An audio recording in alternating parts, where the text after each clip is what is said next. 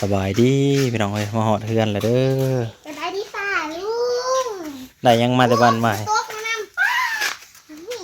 เอามาหุงไปก่อน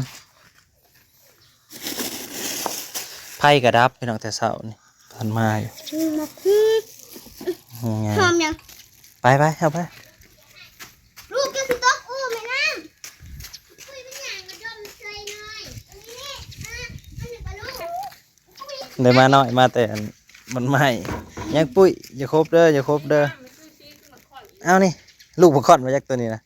จะคือตัวหนักตัวยังเลยนะก็สร้างมาดิมาแยกกระหมูแล้วนี่จะเรียกตัวนี้ไหวบ่นี่ตัวนี้เราจะเรียกไว้เรียกไหวมาหาได้นี่นะคือการยุ่งหัวดาวเนี่ยเอาไปปล่อยเรียกกันนะหาตัวเนี่ยด้วยว้าโอ้ยไปแม่ข้าวบนนอนมึงเลยจะว่ามามันกันนะจะเลี้ยงตัวนี้แล้วไอ้ตัวนุ่ยๆนี่มอนี่กันเป็นตาสร้างแล้วมอนี่กันเจ็บคอเนี่ยนะมันกระโคบแห้งแล้วมามันย่างก็เป็นเลยไปแล้วเด้อบ้ามึงนะฮะกินข้าวแล้วมาหน่อยๆใช่ไหมดื้อบ้านี่ลูกไปถ้าน้ำมันเขาอยู่เท่านี้งงนะไปบอกไปนี่หน่อยได้ยังบ่ป่าได้ยังป่าไม่ได้ฮะมึงคือมาคันอยู่เท่งพี่ชิมาใช่พี่อีกแล้วอีนี่มันก็เมื่อสิสว่างมันมีเพื่อนไทยร้านเคยได้ค่าลูกเป็นหน่อยได้ยังลูกได้ยังมาฝากงานลืมมาได้นี่ได้ยังยังมันยังจะฟ้ามันแพงจะหยาเนาะเราอ่ะมาแล้วก็มาบอกอะไรเห็นว่าพญาฟังแม่ลืมนะเอามังมีไปผากไผ่มันบ่ลืมเลย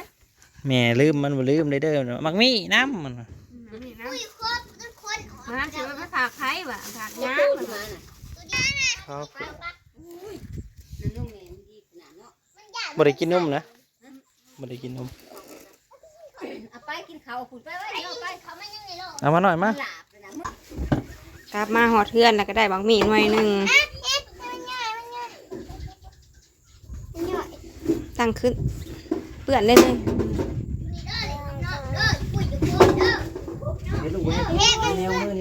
มันเหนียวมือมันเหนียวมือมันเป็นยางอย่าเฮ็ดลูกอย่าเฮ็ดนั่งลงให้น้องนั่งลงบอกนั่งลงกินบะหมี่เด้อธรรมดาทำน้องติมือมันใหม่ทำใหม่ดื้อเยอะบ่มันมาเจ๊เนี่ยไปเบิ่งดูเลยมาเมื่อบ้านใหม่มาห้ามดื้ออยู่บ่หูจักเลยเด้อปลาลูกเอ้ยเว้าเป็นเบิดเลยอันนั้นหูจะควมเยอะหัวฮะจะควมเหมือนนะห้ามเอามีมาฝากไผอันนี้ยาไปใช้ค่ะห้องยามาเลยไหมมาจานมาแซ่บมังมีอันนี้นะได้กินกระติดใจขนมซิมหมดเลยห้องบอกยาเลยไหมนี่เสียจะลูกก็เลยเอามาเด้อห้องบอกยาเลยไหมลูกมังมีไหมมังมีแซ่บใจติดแซ่บเลยจ้าแซ่บเลยจ้าอาชาเด้จ้ะอะไรแม่ละซะมันก็ไม่ออกเด้อจิ้มมีอีกแล้ววะแซ่บแห้งมาออกนะมาออกแซ่บคุณบอกมันแซ่บมังมีตัวมีทั้งเราจะได้กินตลอดแล้วไผ่เราแล้วอยู่ในขาของเราอันนี้ได้ดกนะเนาะไม่เห็นตัวไงเขาเห็นดกมีนังหรือมีไผ่มีหนัง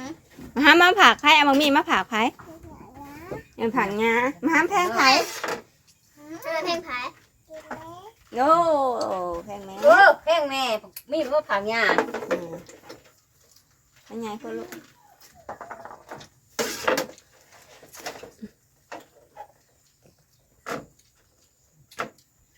แซ่บไหมเห็นว่าตัวหลงมีนะน้องนะบุ๋มไม่ได้เงินแค่ของน้ำทั้งขางแค่ของน้ำเลยของเขานะตัวมีบนก็มันจะเป็นพันนะเขากะพันนางสิตัวนี้ ตัวนี้ครับอาริครับจริงๆกินอะไรได้ที่เธอไปกินกันอยู่บ้านไหมกินหมากหนึ่ง ที่บางหนึ่งแหละเขาเห็ดคล้ายนะบัวนั่นก็ เอาสิบัวอยู่วะ ที่หานบัว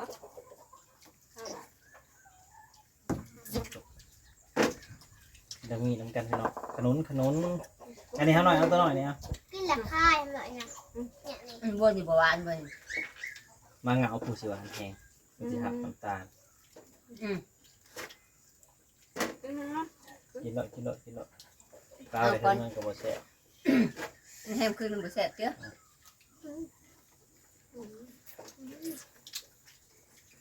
ข้าวหวานหวาน ไม่หมด เต็มที่เศร้าเลย ไม่มาไว้กลางมือ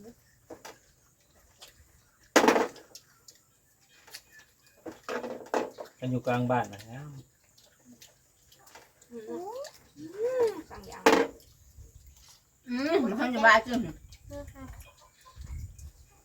เอายุ่น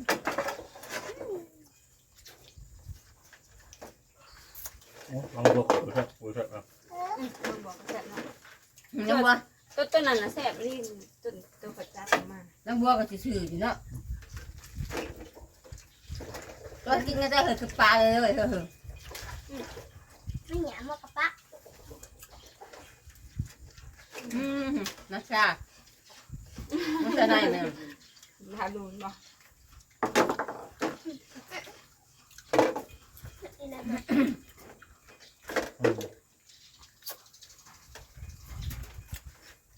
ย่าง ยางมันทั้ง อันนี้ไปยังคนนี่ไปทาง ใช่แบบนี้มันสวยตัวนั้นยางฮะยางมันยาง ก็จุดแล้ว ยายชี้แล้วบ่มากมาก นี่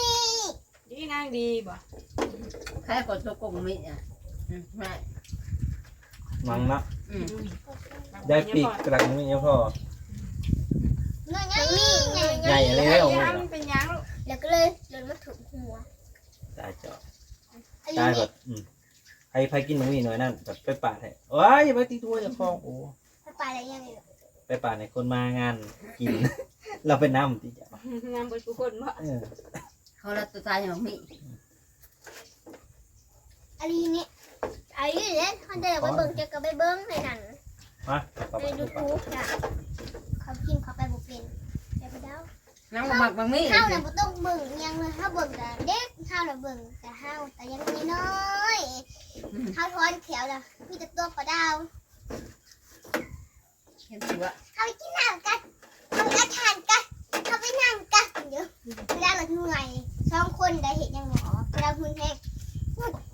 สองคนยังพยายามไม่อยากไว้ไปไว้หัวโคนเลยน่ะ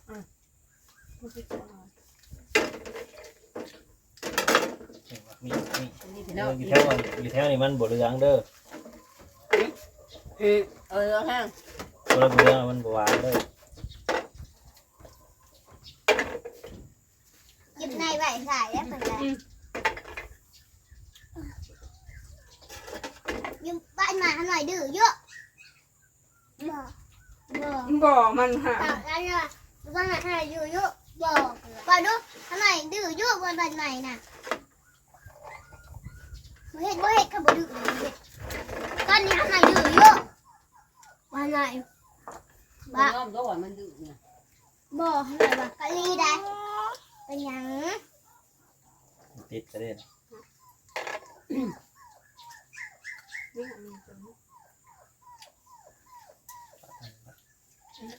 มันก็เริ่มของเขาเลย แต่หมอเขาแต่หมอเขา พี่เอาหุ้มเขาหน่อยนะ อ๋อ ห้ามจะไปได้ห้ามนะ เดี๋ยวมันไว้วัน เนี่ยนะมันหลดนะ ทอดเขาจะเป็นทอดกรอบอบกรอบ พ่อเลย ดึงเข้าอย่างเงี้ยก็ไปหา เอาเลยนะดึงเอาเลยอยู่ได้ก็ได้ก็ดึงเอา ตัวปลาลูกปลา หวาน เหนียวแห้งเนื้อปลา สวัสดีป่าลูก ไปเลย เอาไปจิ้มมื้อหนา ปากเปื่อนกินสิหารวม ให้หน่อยดิ โอ้ย มันห่วงน้ำมาหน่อย มาหน่อยไปให้ น่าไปได้อยู่หลุดผู้ ไม่น่ามาหน่อยนะ ได้นะ ให้เย็ดให้ไม่ใหญ่เต็มเกลือน่ะเอาน้ำต้มเกลือเอาสิเด้อแต่มันบอกกินผมก็คือกินน้ำต้ม น้ำตุ่มเกลือ ถ้าเจ้าไปหายนะ มาแล้ว มาใส่อะไรเลย ก็ไม่งั้นจะบ้าสบายแล้ว พี่น้องชุดนี้มันตลาด นี่ทำไงทำกับนี่นี่ โอ้ยอุ้มมาเถอะ อุ้มมาตัวใด อุ้มมาตัวเท่าไหร่นะ เดี๋ยวอุ้มได้ไหมบ้าทำปลาลูกไปเลยติเอาอุ้มลงนี่นี่ฮาระฮาระอย่าบอกละซ่าอย่าบอกหรอกอย่าอุ้มมันลงนี่ฮาระ ยืดฉลาดนะ ฮาระ บอก